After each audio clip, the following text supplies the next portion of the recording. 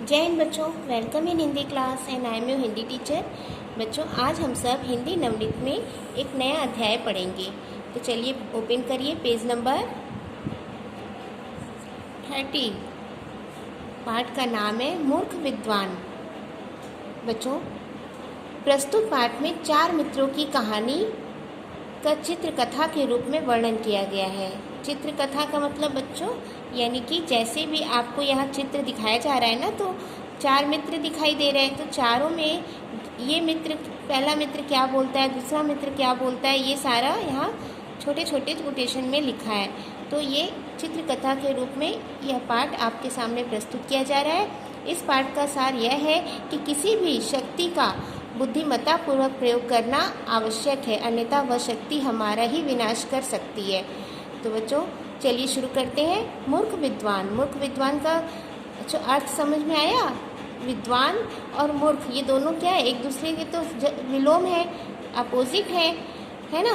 तो कहानी भी बहुत इंटरेस्टिंग होगी कि एक मूर्ख कैसे विद्वान हो सकता है। तो आइए चलिए बच्चों कहानी समझते हैं।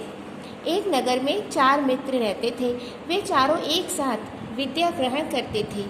3 मित्र तो अनेक विद्याएं पढ़ चुके थे और इन विद्याओं पर उन्हें बड़ा घमंड था, किंतु वे सामान्य रूप से बुद्धिमान नहीं थे। चौथा मित्र बहुत अधिक तो पढ़ा नहीं था, किंतु वह अपने मित्रों की अपेक्षा अधिक बुद्धिमान था। वह बिना सोचे समझे कोई कार्य नहीं करता था। शिक्षा पूरी होने के बाद चारों मित्रों ने विदेश जाकर धन कमाने का निश्चय किया। विदेश जाने के लिए जब चारों मित्र जंगल से गुजर रहे थे तो उन्हें एक मरे हुए शेर के अंग दिखाई दिए। उसे देखकर विद्या का घमंड करने वाले तीनों मित्र बोले। पहला मित्र क्या बोलता है, चलो हम इस शेर के मृत शरीर पर अपनी विद्या का प्रयोग करके इसे फिर से जीवित कर देते हैं। तो एक मित्र बोलता है, मैं अस्थियों को सही क्रम में लगाकर अस्थि पंजर तैयार कर देता हूँ। बच्चों, अब तक आपने देखा यहाँ पर 4 मित्र थे ना, तो चारों मित्रों जो 3 मित्र थे वो बहुत ही ज़्यादा विद्वान थे और उन्हें अपनी विद्या पे बहुत ज़्यादा घमंड भी हो गया था।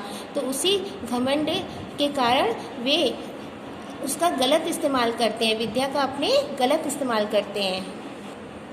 और फिर चारों मित्रों ने शेर में जान डालने का प्रयास किया। तो 3 मित्रों को तो ज़्यादा ही कुछ अपनी विद्या पे घमंड था, तो दोनों आपस में निर्णय करते हैं कि क्यों ना हम लोग इसमें जान डाल दिया जाए। तो इतना कहकर उसने सभी अस्थियों को, मतलब जो दूसरा मित्र था वो कहता था अस्थियों को क्रम में लगाने। अस्थियाँ यानी बच्चों हड्डियाँ, जो शेर की हड्डियाँ थी वे सारी हड्डियों को उसने क्रम में लगा दिया और उसका ढांचा तैयार कर दिया। अब दूसरा मित्र बोलने लगा, मैं अपनी विद्या से इस ढांचे पर मांसपेशियाँ और चमड़ा चढ़ा देता हूँ। तो दूसरे मित्र में भी बच्चों इतना ज्ञान था कि उसने अब उस जो अस्थि पंजर था उसके ऊपर उसने क्या किया, मांसपेशियाँ चढ़ा दी और चमड़ा भी जमा दिया। उसके बाद जब उस मित्र ने अपनी विद्या का प्रयोग करके अस्थि पंजर पर मांसपेशियाँ और चमड़ा जमा कर उसे शेर का रूप दे दिया, तो विद्या का अभिमानी जो था तीसरा मित्र क्या बोलता है, देखो मेरे प्रिय मित्रों, आपने अपनी विद्या का प्रयोग करके इसको शेर का रूप दे दिया। अब मैं अपनी विद्या से इसमें प्राण डाल देता हूँ। यह सुनते ही चौथे मित्र ने कहा, विद्या के घमंड में चूर। तीसरे मित्र ने कहा, ठहरो, ऐसा मत करो। जो चौथा मित्र था ना बच्चों, वो बहुत ज़्यादा नहीं शिक्षित था, फिर भी उसे उसमें उसके अंदर क्या थी, बुद्धिमानी थी, समझदारी थी। तो उसने समझदारी का उपयोग करते हुए कहा, ठहरो, ऐसा मत करो, कुछ तो सोचो कि इसका परिणाम क्या होगा। यह शेर जीवित होते ही हम सबको खा जाएगा। तो विद्या के घमंड में चूर तीसरे मित्र ने अपने मित्र की बात नहीं मानी और तब चौथे मित्र ने कहा, यदि तुम्हें अपनी विद्या का चमत्कार दिखाना है तो दिखाओ, परंतु पहले मुझे इस पेड़ पर चढ़ जाने दो। इतना कहकर चौथा जो मित्र था वह पेड़ पर चढ़ गया और तीसरे मित्र ने अपनी विद्या के बल से शेर में प्राण डाल दिए। जीवित होते ही क्या हुआ पता है, जीवित होते ही शेर ने अपने सामने खड़े तीनों मित्रों को देखा और झपट कर तीनों मित्रों को मार डाला। तब फिर क्या हुआ बच्चों, जब शेर तीनों मित्रों को मार कर वहाँ से चला गया तो चौथा मित्र पेड़ से नीचे उतरा और सोचते हुए अपने रास्ते चल दिया।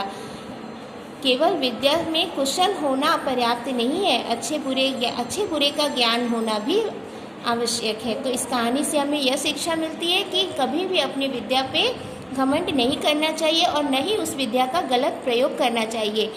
गलत प्रयोग करने का नतीजा देखा आप सब ने कि तीनों मित्र क्या हुआ, अपने प्राणों से हाथ धो बैठे। जिस शेर में उन्होंने प्राण डाला उसी शेर ने उन तीनों मित्रों को मार गिराया, और जो चौथा मित्र थोड़ा समझदार था, बुद्धिमान था, उसकी जान बच गई। तो बच्चों, आप सब भी इस पाठ की रीडिंग करिएगा स्वयं से। Okay, thank you.